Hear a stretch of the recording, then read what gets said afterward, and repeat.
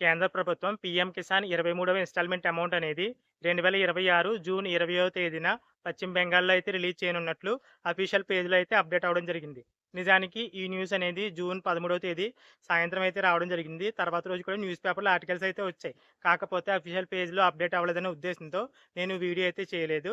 ఇక ఫైనల్‌గా PM Kisan 23వ instalment amount అనేది 2026 జూన్ 20వ తేదీన అయితే రిలీజ్ చేయనున్నారు. ఇక ఏపీలో రైతుల విషయానికొచ్చినట్లయితే సేమ్ పీఎం కిసాన్ అమౌంట్ ఏ రోజైతే రిలీజ్ చేస్తారో, అదే రోజున ఏపీలో అన్నదాత సుఖీభవ పథకానికి సంబంధించి కూడా అమౌంట్ అయితే రిలీజ్ చేస్తామని ఏపీ గవర్నమెంట్ అయితే చెప్పింది కాబట్టి, ఈ 2026, 27 ఆర్థిక సంవత్సరానికి సంబంధించి Annadata Sukhibhava first instalment amount అనేది 2026 జూన్ 20వ తేదీన అయితే రిలీజ్ చేయనున్నారు. ఇక రైతులందరికీ కూడా మరొక ముఖ్యమైన విషయం ఏంటంటే, అన్నదాత సుఖీభవ పథకానికి సంబంధించిన లాగిన్‌లో ఎలాంటి గ్రీవెన్స్ ఆప్షన్ అనేది ఇంకా ఇవ్వలేదు. ప్రభుత్వం చెప్పేదేంటంటే, గతంలో ఈ అన్నదాత సుఖీభవ పథకానికి సంబంధించి అమౌంట్ ఎవరికైతే పడిందో, వాళ్ళందరికీ కూడా అమౌంట్ అయితే మళ్ళీ ఈ ఆర్థిక సంవత్సరం కూడా పడుతుందనైతే చెప్తుంది.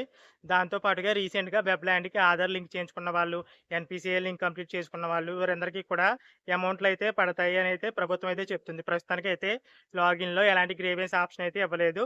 అలాగే కౌలు రైతులకు కూడా ఎలాంటి ఆప్షన్ అయితే లేదు. ఇప్పటికీ కౌలు రైతులకి 2025, 26 ఆర్థిక సంవత్సరం అయితే వదిలేశారు. మళ్ళీ ఈ 2026, 27 ఆర్థిక సంవత్సరంలో ఇప్పుడు కొత్తగా కౌలు కార్డులయితే ఇస్తున్నారు.